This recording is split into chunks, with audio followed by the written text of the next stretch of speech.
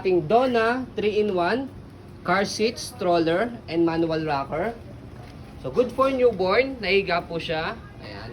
So meron po siya kasamang mga accessories, katulad po nitong Vehicle seat protection. vehicle seat niya, protection, okay? As you can see, ayan, pagka ilalagay na po yung kanyang another accessories na or another tawag ito, latch base, okay? Latch base, yan. Isofix po yan. Okay? Separate purchase po yan kapag binibili po Okay? Even, ito po ang kanyang newborn pad sa head and body set po yan. Again, tatlo po yan. Separate purchases po yan kapag binili po si Donna. Okay? So, color black po siya. Wala po siyang faded. Wala po siyang discoloration. Already washed and ready to use na po. Ang manufacturing date po niya or expiration date po niya is 2028.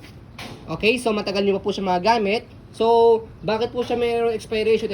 Explain lang po muna po natin. Okay? Una-una dahil sa material use. Okay? Pangalawa, syempre, kapag nagamit sa accident, kapag nasa car seat, so unsafe na po ipagamit sa baby. Pero as long as, okay, nagagamit niyo po siya na maayos, at in good condition pa po siya, hindi po siya nagkaroon ng damage, kahit expired po siya, pwede niyo pa po siyang gamitin. Okay? Airplane approved. Okay, and then airplane po siya approve, okay? Aircraft approved po siya. So pwede niya siyang dalhin sa eroplano. Okay? So meron kasi mga car seat na hindi pwedeng dalhin sa eroplano. So ito po 'yun. Andito yung kanyang manufacturing date, ayan. 2028. Saan ba 'yan? Sa baba. Ayan, 2028. Yan, expiration date 2028. Okay? And then yung sa airplane niya, aircraft approved. Saan? Ito. Ito. So, ayan. Okay? So, dito naman tayo regarding sa kanyang details. So, unahin natin yung kanyang canopy. Ayan, color black. Wash and ready to use. Already wash and ready to use na po yan. And then yung kanyang newborn pad set. Ayan. Kapag medyo malaki na yung baby po ninyo, medyo nasisikipan na siya, pwede nyo tanggalin po yan. Okay? Dagdag comfortable lang sa baby yan kasi malambot siya. Okay? And then, andyan yung kanyang ayan, armpit. Okay? Ayan. Support. And then yung kanyang harness pad. And then yung kanyang belt lock. Wala po siyang putol. Press lang natin itong kulay pula. Ayan. Okay? Yan. Kapag sisikipan nyo naman po yung kanyang harness, ito, press nyo lang po ito. Yan. So, luluwag naman po ito. Yan. Atake nyo lang siya. Ayan. As you can see, lumuluwag to mix ito. And then, kapag naman po sisikipan po ninyo, atake nyo lang po siya. Ayan. Okay? So, ayan. Next natin yung kanyang handle. Ayan. Dilag. So, aluminum po yung body frame po nitong kanyang harness. I mean, itong kanyang handle. Ayan. Frame. Yung kanyang frame pala, sorry. So, pwede siya iksian. Ayan, depende sa magtutulak. Pwede maging rocker, di ba? Pwede siyang habaan. Later on, papakita po namin sa inyo kung paano siya maging manual rocker.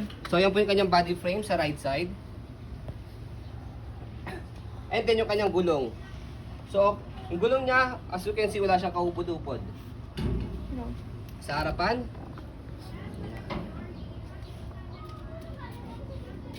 sa left side, yung kanyang body frame, even yung kanyang gulong.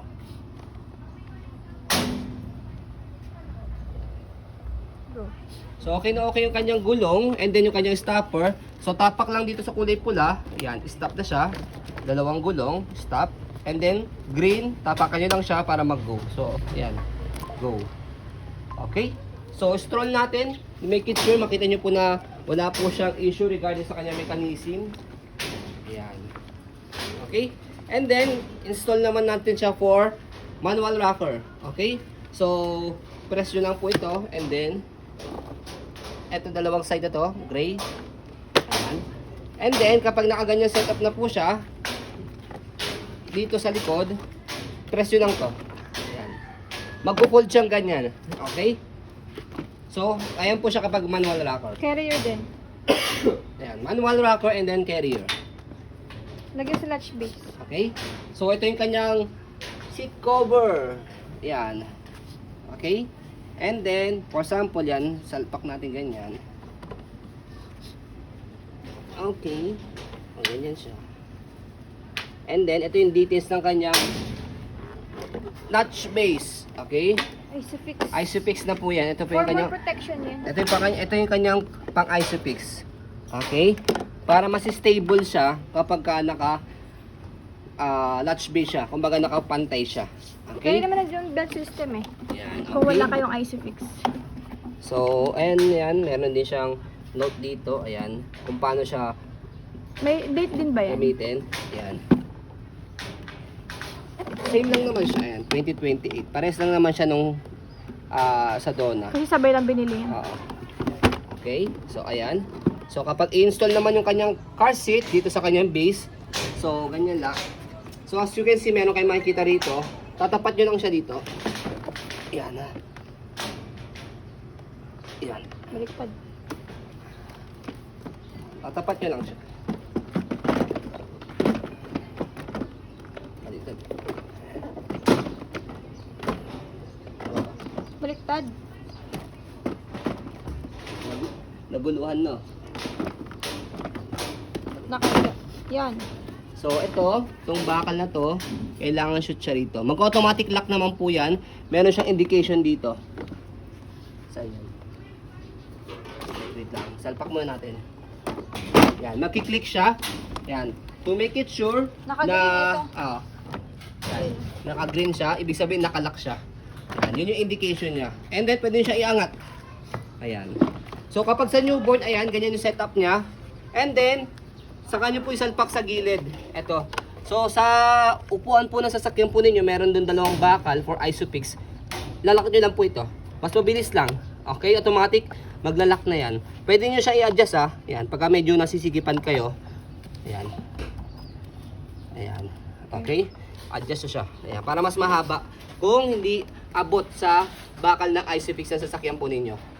Ayan, nakaganyan po siya. Pero pwede to ha. Pwede nyo siyang babayan and then naka-canopy. Kung sakaling may araw po sa pagdadrive po ninyo. Ayan, naka-cover siya ng canopy. Okay? So sa pagtanggal naman po sa kanyang base, ito, presyo lang siya. Okay? Ayan. Ayan. Naka-red siya, indication na nakatanggal na siya. Okay? And then, sa pag-open naman po nitong stroller, ayan. So, angat nyo lang po muna po ito. Ayan. And then, again, sa likod, hindi nyo siya hindi nyo siya ma-adjust dito ng paharap. Ayan. Okay? By the way, mamaya pala. Okay? Sa pag-open niya, press nyo lang po ulit ito. Angat nyo lang siya. Ayan. Okay? And then, hindi nyo siya may angat to dito sa kabila kasi ang setup niya talaga naka-reverse. Nakaparap sa inyo si baby. Okay? Yan, nakalock siya. Release. Sa pitch. So ayan. Okay? So, yun lang po ang kanyang details po. Additional information po. Yan. Sa handle niya, ay sa wheels niya. Ayan, as you can see, minor lang naman siya, hindi naman siya major. Okay? And then can affect sa performance. So yung gulong niya, as you can see sa kaliwa, wala siyang problema. Dito sa kabila, sa kanan, medyo wiggle lang siya ng konti. Yan. As you can see naman sa video, pero can affect the performance. So, for example, ito yung baby namin, 3 years old. Naya, kami. Okay. Sakay ka, sakay. So, for example, ito, baby namin, 3 years old. Tanggal mo yung shoes. Yan. Yan. Yan. Higa ka, higa. Higa mo na, higa mo na. So, higa mo na, higa.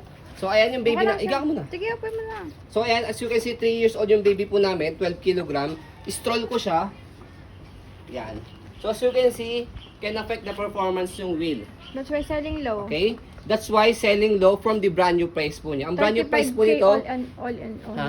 35K. all in all price po nito is 35,000. Okay? Kasama na po yung base po niya. Kasi yung kanyang stroller, itong Donna, 27, tama? Oo. 27,999 yata o 26,999. And then itong kanyang latch base, Nasa 8. mga around 8,000 kanon. Ay, hindi pa 7,999, kasalmi 8,000. yung ano eh, Yan. pad eh. And then wala pa pala to. Separate purchase pa pala to, sabi namin kanina. Yung kanyang newborn pad. Kahit search nyo po siya sa Google, yung kanyang brand new price. So ayun po, as you can see, very details po kami sa aming pong pag-video kasi yung aming shop policy. No refund, no exchange. What you see is what you get. So yun po, maraming salamat. Have a nice day and God bless po.